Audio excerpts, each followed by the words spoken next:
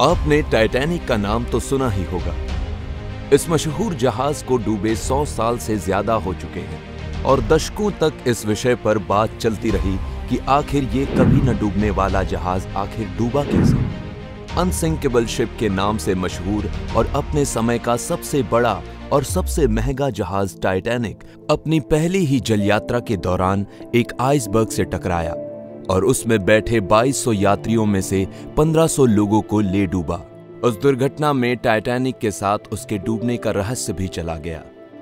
दुर्घटना के तुरंत बाद की गई छानबीन से ये सामने आया कि टाइटैनिक के डूबने की वजह सिर्फ और सिर्फ आइसबर्ग था, लेकिन टाइटैनिक उस चट्टान से टकराई कैसे? आखिर टाइटैनिक कैसे डूबा, ये जानने के लिए वीडियो को अंत तक जरूर देखें। छानबीन ने इस बात की भी पुष्टि की कि टाइटैनिक पूरी तरह से पुष्टिक जहाज था। इसकी बनावट और स्ट्रक्चर में ऐसी कोई बनावट नहीं थी कि ये जहाज 2 टुकड़ों में टूटकर डूब जाए।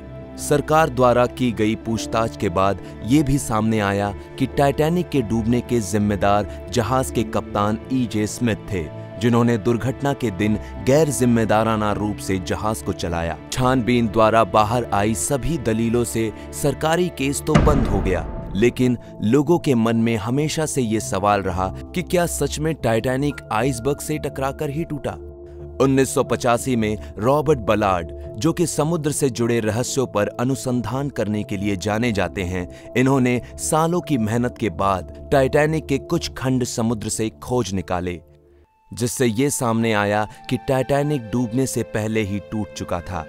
ये खबर सामने आते ही विशेषज्ञों और टाइटैनिक के चाहने वालों में एक बार फिर जिज्ञासा पैदा हो गई।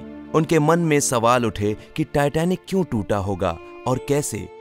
क्या इससे पहले दी गई जानकारियां गलत थीं? क्या टाइटैनिक कमजोर था?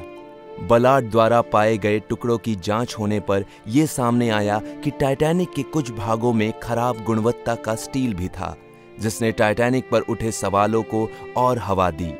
और फिर धीरे धीरे करके सामने आई वो सारी गलतियां जो इंग्लैंड से न्यूयॉर्क जाने वाली इस कभी न डूबने वाले जहाज में की गई थी।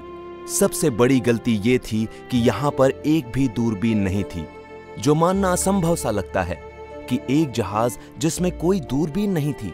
लेकिन जब आपको पता चलेगा कि इस विशाल जहाज में आवश्यक मौजूद होने वाली कोई भी चीज नहीं थी, तब आपको धक्का लगेगा। 10 अप्रैल को जब ये जहाज इंग्लैंड से निकला था, तब लोग बहुत खुश थे और जहाज की सुविधाओं का लुत्फ उठा रहे थे।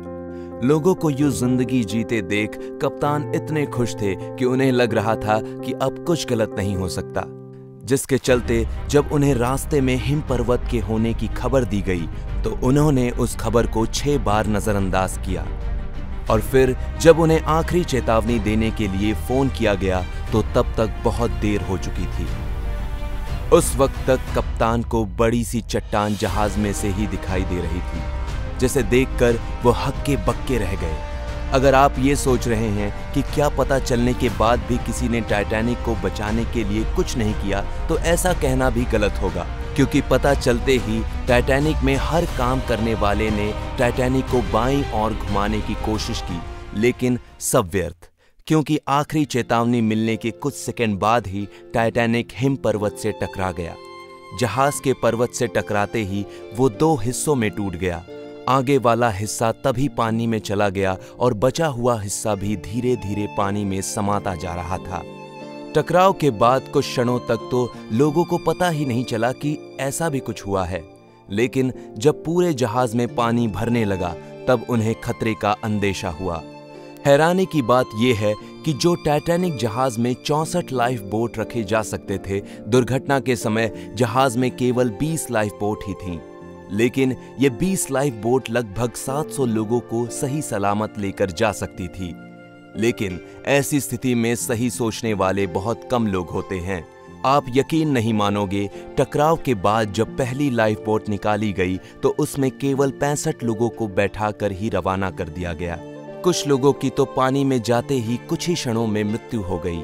पानी के ज्यादा ठंडे होने की वजह से टाइटैनिक को कभी न टूटने वाला जहाज का दर्जा मिलने की वजह से इस जहाज में सुरक्षा के साधन बहुत कम रखे गए, जिसके कारण ज्यादा लोगों को बचाया नहीं जा सका। चार्ल्स जोगिन नाम का ये शख्स, जो कि टाइटैनिक जहाज का चीफ बेकर था, वो -2 डिग्री तापमान में भी 2 घंटे तक लगातार तैरता रहा। जब तक कि रेस्क्यू टीम उसे बचाने नहीं आई, वो तैरता ही रहा। बचने के बाद उसने बताया कि इतने ठंडे पानी में भी उसे ज्यादा ठंड महसूस नहीं हो रही थी, क्योंकि उसने कहा कि उसने डूबने से पहले ही काफी विस्की पी हुई थी और यही वजह थी कि उसे ठंड महसूस नहीं हुई। इसी के साथ ये वीडियो समाप्त होता है। वीडियो पसंद आया तो इसे अपने दोस्तों के साथ शेयर करें और उनकी जानकारी बढ़ाएं। हम मिलेंगे आपसे अगले वीडियो में। तब तक अपना ख्याल रखें।